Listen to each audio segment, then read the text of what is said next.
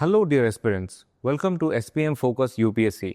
आज के 10th मई के एपिसोड में हम डिस्कस करेंगे ये 4 करंट अफेयर्स टॉपिक्स की। Firstly we will be discussing about India के रिसेंट मेजर डिफेंस एग्रीमेंट्स के बारे में। फिर देखेंगे भीष्म क्यूब्स की डिप्लॉयमेंट एट बॉर्डर हॉस्पिटल्स। तीसरे नंबर पर आईएमएफ के फाइनेंशियल सपोर्ट टूल्स के बारे में देखेंगे, specially in context of Pakistan. और आखिर में सुप्रीम कोर्ट का एक important verdict on media take down orders. चलिए शुरू करते हैं आज का ये एपिसोड। इंडिया ने पास्ट फ्यू इयर्स में कई सिग्निफिकेंट डिफेंस एग्रीमेंट्स साइन किया है। ये एग्रीमेंट्स स्पेशली रेलेवेंट हो जाते हैं in light of the Pahalgam attack and operation Sindoor, जहां इंडिया ने एडवांस्ड लॉइटरिंग म्यूनिशंस जैसे इजरायली हरोप्स और हर्पीज का यूज करके लाहौर में एनिमी एयर डिफेंस टारगेट्स को न्यूट्रलाइज किया है। यही तो फायदा होता है स्ट्रेटेजिक डिफेंस पार्टनरशिप्स का। इजराइल के साथ डिफेंस कोऑपरेशन ने यही एडवांस्ड एम्यूनिशंस इंडिया को प्रोवाइड किया है। सिमिलरली रशिया के साथ इंडिया की डिफेंस पार्टनरशिप ने और भी स्ट्रेटेजिक डेप्थ दी है, थैंक्स टू की procurements like S-400 Triumph from the 2018 deal, BrahMos missile from the 1998 joint venture and Sukhoi 30 MKI from the 1996 agreement. ये सिस्टम्स इंडिया की डिटेरेंस कैपेबिलिटीज को सिग्निफिकेंटली बूस्ट करता है। रिसेंट इनिशिएटिव्स जैसे AK-203 राइफल्स जॉइंट वेंचर 2021 से industrial cooperation भी deepen हुआ है।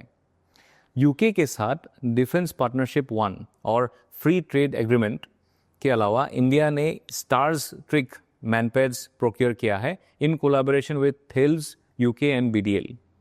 एक जॉइंट मिसाइल असेंबली यूनिट भी हैदराबाद में एस्टैब्लिश हो रहा है। विद फ्रांस टाइज स्ट्रेंथन हुआ है through enter governmental agreement for 26 Rafale M aircraft. साथ ही स्कॉर्पियन सबमरीन्स और एक डिफेंस इंडस्ट्रियल रोडमैप पे भी काम हो रहा है। USA के साथ फ्रेमवर्क्स लाइक कॉम्पैक्ट, सोसा और लाइसन ऑफिसर एग्रीमेंट्स ने डिफेंस कोऑर्डिनेशन को एनहांस किया है। इंडिया अब ऑलरेडी ऑपरेट करता है C-130J, C-17, P-8I जैसे US प्लेटफॉर्म्स और F-35 एयरक्राफ्ट एक्विजिशन पर टॉक्स अभी अंडरवे है।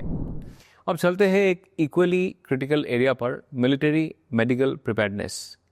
पाकिस्तान के साथ टेंशंस के दौरान इंडिया ने डिप्लॉय किया है Bhishma cubes, which is indigenously developed mobile hospital units and placed in strategic locations जैसे जम्मू एंड कश्मीर, श्रीनगर एंड ऋषिकेश। ये units critical battlefield injuries like bullet wounds and severe bleeding handle करने में हाईली इफेक्टिव है। G20 समिट के दौरान showcase किए जा चुके ये क्यूब्स पहले से यूक्रेन और अयोध्या में भी डिप्लॉय हो चुके हैं फॉर इमरजेंसी केयर। हर यूनिट एक मिनिएचर हॉस्पिटल की तरह होता है with operation theatre, trauma kits, blood collection systems और diagnostics testing tools. Health ministry ने अब तक 2000 से ज़्यादा हेल्थ केयर वर्कर्स को इसमें ट्रेन किया है इनके डिप्लॉयमेंट के लिए, boosting frontline readiness in case of conflict और डिजास्टर। अब बात करते हैं एक इम्पॉर्टेंट इंटरनेशनल डेवलपमेंट की जो GS पेपर 2 के लिए काफ़ी रेलेवेंट है। रिसेंटली IMF ने पाकिस्तान के लिए $1 बिलियन अप्रूव किया under the extended fund facility, जिसको हम लोग शॉर्टली कहते हैं EFF, और $1.3 billion under the resilience and sustainability facility, जिसको हम लोग शॉर्टली कहते हैं RSF। EFF का फोकस होता है कि structural reforms and balance of payments issues को हैंडल करना, और पाकिस्तान का ये ट्रांस पार्ट एक लार्जर $7 बिलियन का पैकेज है। वही RSF कंपैरेटिवली नया है, focuses on climate change, health resilience and long term sustainability with concessional terms. India ने वोटिंग में पार्टिसिपेट नहीं किया है पर अपना डिसेंट स्ट्रांगली रजिस्टर किया है, citing Pakistan's poor reform record or misuse of international aid, including links to state-sponsored cross-border terrorism. इस डेवलपमेंट से हमें ये समझ आता है कि कैसे geopolitics and multilateral finance intersect करते हैं और किस तरह IMF जैसी इंस्टीट्यूशंस का डिसीजंस रीजनल सिक्योरिटी डायनेमिक्स को इन्फ्लुएंस करता है। चलिए अब मूव करते हैं एक सिग्निफिकेंट कॉन्स्टिट्यूशनल डेवलपमेंट की तरफ जो GS पेपर 2 के लिए काफ़ी इंपॉर्टेंट है। सुप्रीम कोर्ट ने एक लैंडमार्क वर्डिक्ट में दिल्ली हाई कोर्ट के टेक डाउन ऑर्डर को ओवरटर्न कर दिया, जिसमें विकीमीडिया से एक कंटेंट डिलीट करने को कहा गया था related to ANI's defamation case. Justice Ujjwal Bhuyan की ऑथर्ड ये जजमेंट ने क्लियरली स्टेट किया है कि कोर्ट्स मीडिया कंटेंट रेगुलेट नहीं कर सकते।